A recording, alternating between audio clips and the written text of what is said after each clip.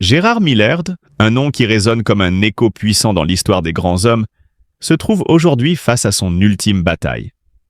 Cet homme qui a toujours porté haut les valeurs de courage, d'abnégation et de passion, lutte désormais contre un ennemi impitoyable. Un cancer de la rate en phase terminale.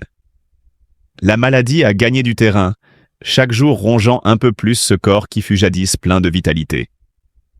Mais si la chair faiblit, l'esprit, lui, reste inébranlable. Dans la pénombre de son bureau, sous la douce lueur d'une lampe qui vacille, Gérard, le regard empreint d'une mélancolie noble, trace les dernières lignes de son testament.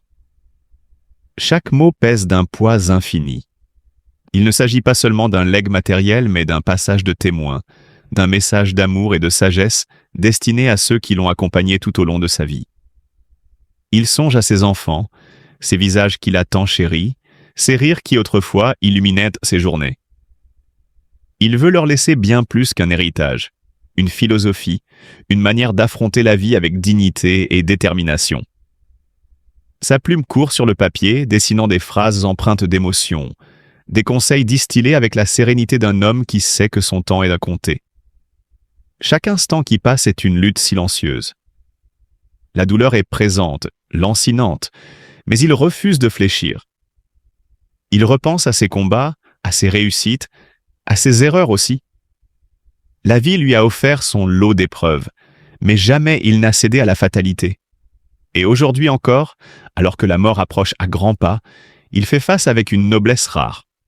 Les journaux parleront de lui, de son courage exemplaire, de cette dignité qui force le respect. Mais ce qu'ils ne sauront pas, c'est la profondeur de son amour pour les siens. Cette douleur muette qu'il dissimule sous un sourire fatigué, cet ultime effort pour préserver son entourage de l'affliction. Dans un dernier geste de tendresse, il referme son testament, le scelle d'une main ferme. C'est son ultime adieu, un acte d'amour, une preuve qu'il restera présent, bien au-delà des limites du temps. Car un homme comme Gérard Millerd ne disparaît jamais vraiment. Son âme, son énergie, sa grandeur continueront de vivre dans les cœurs de ceux qui l'ont connu. Et tandis que la nuit recouvre le monde, une étoile brille plus fort que les autres dans le ciel.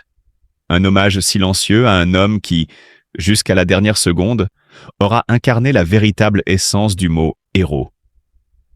Mais plus que la souffrance physique, c'est le poids émotionnel qui l'écrase. Gérard a toujours été un homme de famille, un pilier pour ses proches.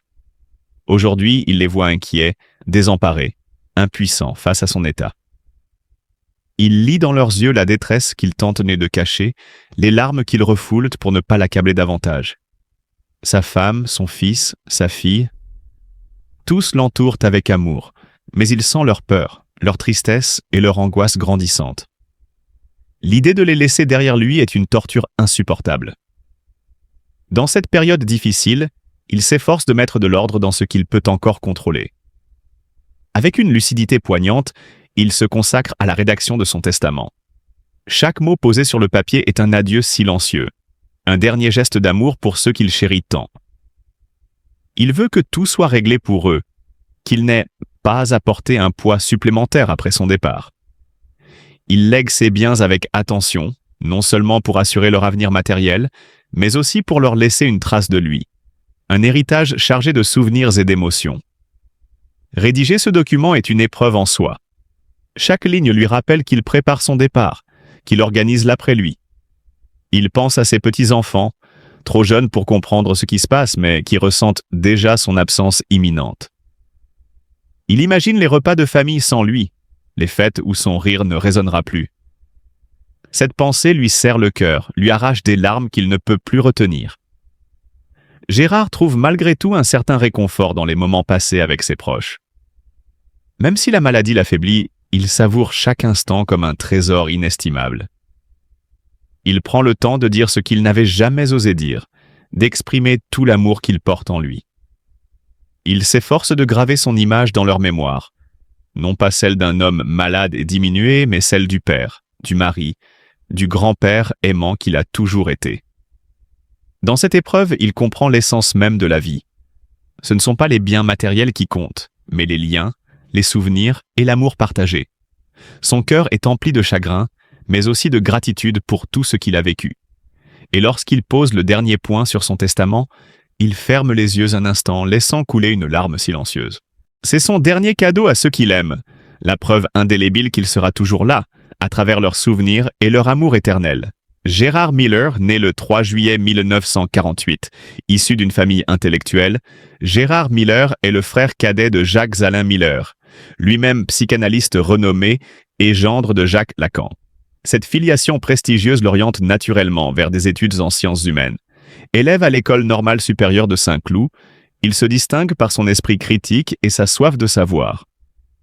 Ses études le mènent à côtoyer des penseurs de renom tels que Roland Barthes et Michel Foucault, sous la direction desquels il obtient respectivement un doctorat en philosophie et un doctorat d'État en sciences politiques. Dans les années 1960, en pleine effervescence politique, Gérard Miller s'engage activement au sein de mouvements d'extrême gauche. Il rejoint successivement le mouvement communiste français marxiste-léniniste, l'Union des jeunesses communistes marxistes-léninistes, puis la gauche prolétarienne. Animé par un idéal révolutionnaire, il participe à des actions militantes et adopte un mode de vie en accord avec ses convictions, travaillant pendant 2 ans comme ouvrier agricole dans l'ouest de la France.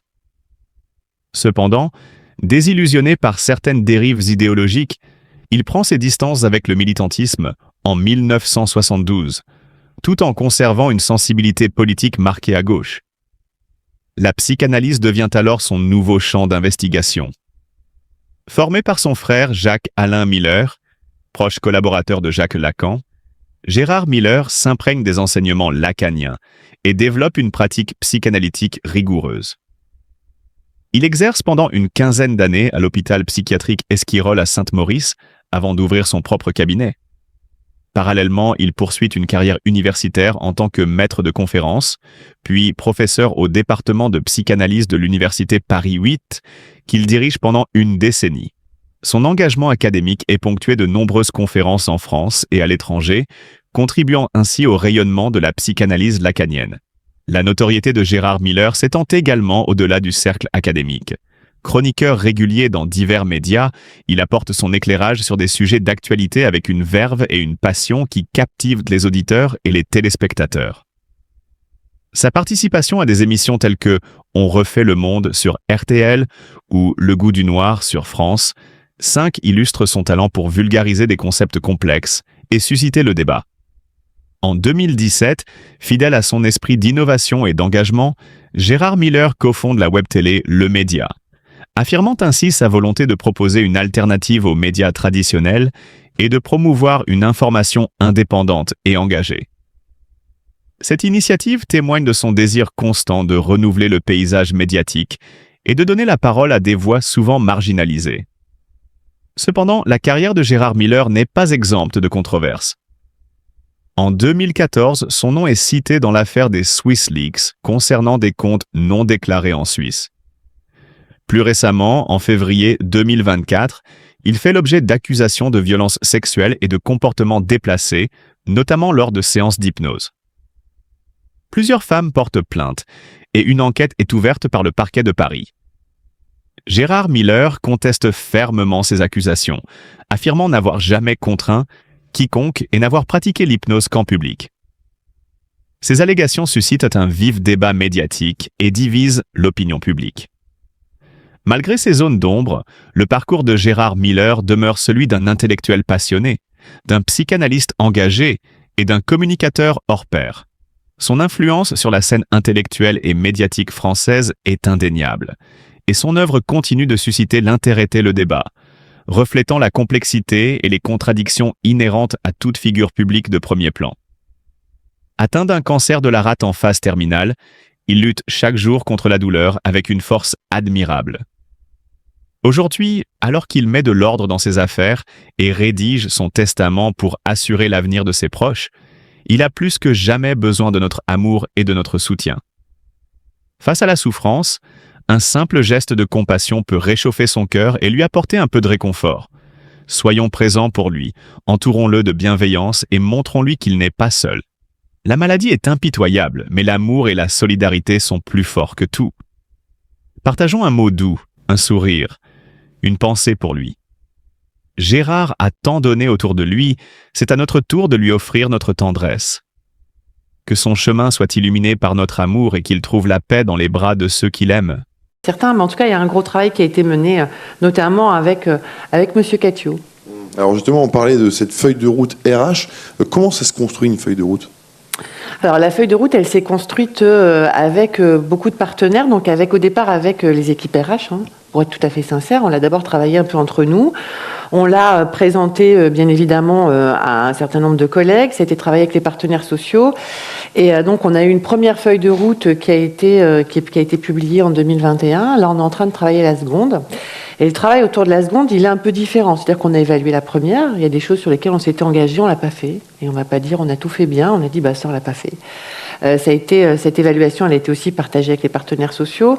Et on est en train de mettre en place là on a été accompagné par le département de la modernisation aussi des retours avec les usagers. Parce que mine de rien, nos actions, il y a que les destinataires qui